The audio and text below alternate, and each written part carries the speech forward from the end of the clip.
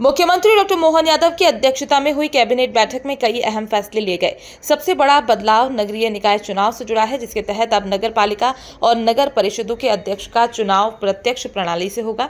ये व्यवस्था वर्ष 2027 के आम चुनाव से लागू होगी। आप सभी जानते हैं कि पहले हमारे यहाँ डायरेक्ट इलेक्शन होते थे लोकल बॉडीज के, पर जब पिछली बार चुनाव हुए तो उस समय कोविड का सेशन था, तो सरकार ने डायरेक्ट से इनडायरेक्ट चुनाव कर दिए थे और उसकी बहुत सारी परेशानियों को लेकर हमें सामना करना पड़ रहा। अभी से हमने इस बार, जैसे कि अभी 2 साल हैं, लोग अपनी तैयारी भी कर सके, तो हम एक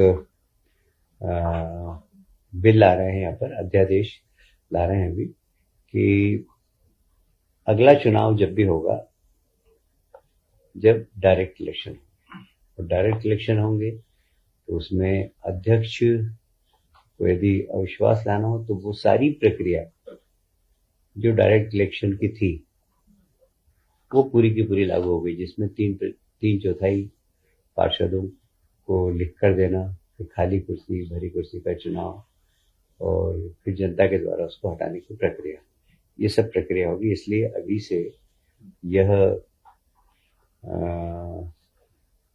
संशोधन हमने कर दिया है।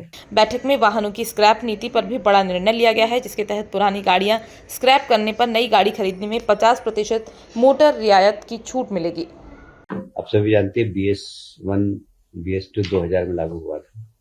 अभी पिछले दिनों पर्यावरण को लेकर काफी चिंता व्यक्त की गई थी। सुप्रीम कोर्ट ने भी कुछ गाइडलाइन दी थी और कहा था कि 15 साल के पुराने जितने भी व्हीकल्स हैं उसको समाप्त कर दिया जाए। तो एकदम समाप्त नहीं किए जा सकते, तो सरकार ने फिर कि कैसे हम BS1 और BS2 के जितने, कब तो BS5 तक पहुंच गए हम, क्योंकि पहले तो बहुत धुआं निकलता था। अब हमने इस पे बहुत गाड़ियों में काफी सुधार हुआ है और अब जितनी भी गाड़ी आ रही है वो BS5 के आ रही, पर BS1 और BS2 ये काफी पोल्यूशन पैदा करते हैं। तो ये स्क्रैप कैसे हो, इसके लिए बहुत जरूरी है कि हम कुछ सुविधा दें।